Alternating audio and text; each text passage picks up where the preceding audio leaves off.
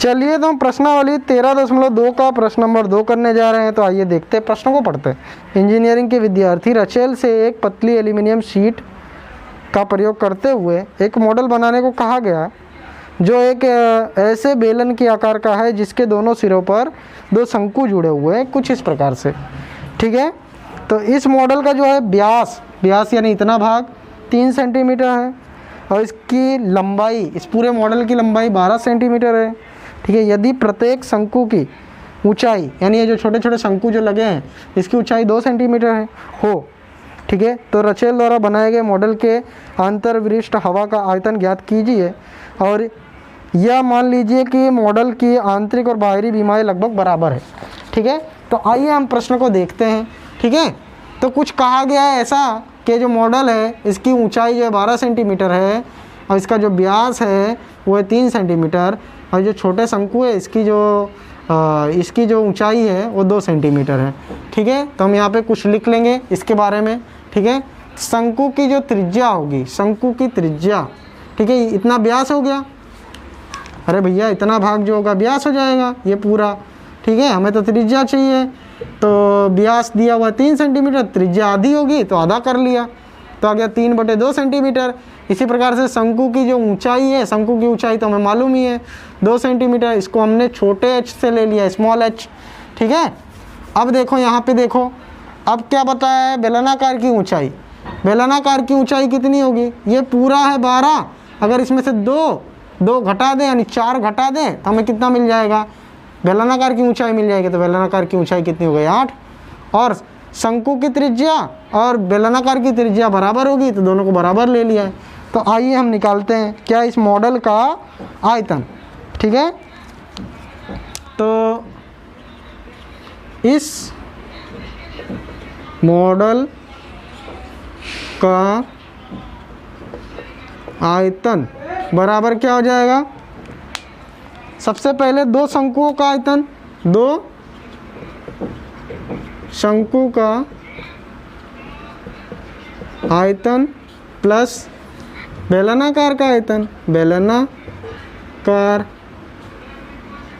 का आयतन बराबर 2 शंकु का आयतन में हम देखते हैं यहाँ पे प्रश्न को हल करते हैं। ठीक है, देखो शंकु का और बेलनाकार का आयतन का सूत्र क्या होता है, देखो आयतन का अर्थ क्या होता है, 3 भुजाओं का आपस में गुणा। तो ये क्या है, एक बेलनाकार है और ये एक शंकु है। ठीक है, अब कैवेलियस प्रिंसिपल के आधार पर इनके बीच में संबंध होता है। अगर ये 1 होगा तो 1/3 होता है। ठीक है, दोनों की अगर भुजा का माप बराबर होता है। ठीक है, अब देखो क्योंकि हमने ये क्या है, भुजा R है, ये भुजा R है और ये भुजा जो है कैपिटल H लिया है। ठीक है, तो इसका सूत्र क्या हो जाएगा, देखो यहाँ पे एक वृत्त कार्य करता है। मैंने अपने पिछले वीडियो में आपको बताया, पहले जो सूत्र के लिए समझाया उस वीडियो को जाके देखिए अगर आपको नहीं समझ में आ रहा है किस प्रकार से आ रहा है। ठीक है, तो आइए हम इसको देखते हैं। ठीक है, तो क्योंकि एक वृत्त कार्य कर रहा है तो उसके लिए 1 पाई आएगा और 3 भुजाओं का आपस में गुणा, तो R का स्क्वायर और कैपिटल H। और यहाँ पे देखो ये भुजा हो गई R, ये भुजा हो गई R और ये जो भुजा है इसको स्मॉल h ले लिया है। तो एक वृत्त है तो इसके लिए 1 पाई और R स्क्वायर और स्मॉल h, तो ये 2 सूत्र हमें प्राप्त हो गए। ठीक है, क्योंकि शंकु का जो आयतन है वो इसके बराबर होगा, 2 बार लेना है तो हम क्या कर लेंगे, यहाँ पर 2 बार लिख लेंगे। ठीक है, चलो तो देखते हैं, 2 गुणे ये आ जाएगा। ठीक है, शंकु का आयतन बराबर 1/3 पाई R स्क्वायर और स्मॉल h प्लस बेलनाकार का आयतन क्या हो जाएगा, पाई R स्क्वायर और कैपिटल H।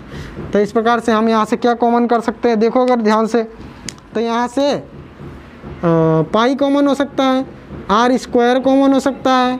ठीक है, और तो कुछ कॉमन होगा ही नहीं, तो पाई R का स्क्वायर कॉमन कर लिया। अंदर क्या बच रहा है, यहाँ पे देखो ये बच रहा है और ये बच रहा है और यहाँ पे स्मॉल h बच रहा है, तो 2/3 लिख सकता हूँ स्मॉल h प्लस यहाँ पे कैपिटल H है ना। तो यहाँ पे मान रख दो, देखो पाई की कीमत 22/7 ही लेना है।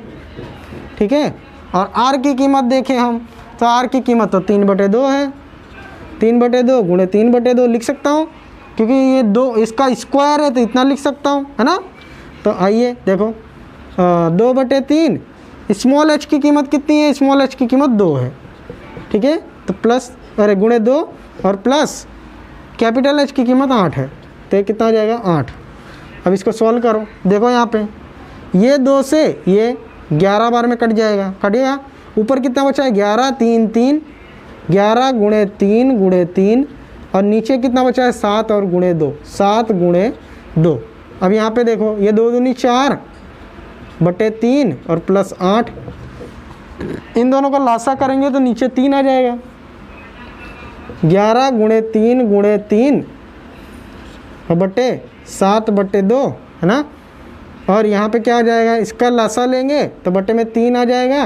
लेकिन देखो ये 8 त्रिक 24 हो जाएगा और प्लस 4। तो इस प्रकार से यहाँ सॉल्व कर लेते हैं, ठीक है। तो 11 गुणे 3 बटे 7 गुणे 2 और यहाँ पे कितना हो जाएगा 24 4 28 और बटे 3। देखो ये 3 से ये 3 कट जाएगा, है ना। और ये 2 से 4 बार में कटेगा, अरे 14 बार में कटेगा। और ये 7 दूनी 14 हो जाएगा। देखो 11 तियाँ 33 और 33 दूनी 66 सेंटीमीटर क्यूब, ठीक है।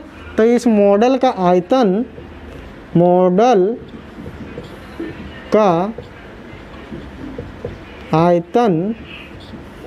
बराबर क्या हो जाएगा 66 सेंटीमीटर क्यूब हो जाएगा, ठीक है। अगर आपको हमारा वीडियो पसंद आता है तो हमारे चैनल को लाइक करो, सब्सक्राइब करो और नीडी स्टूडेंट्स को शेयर करो।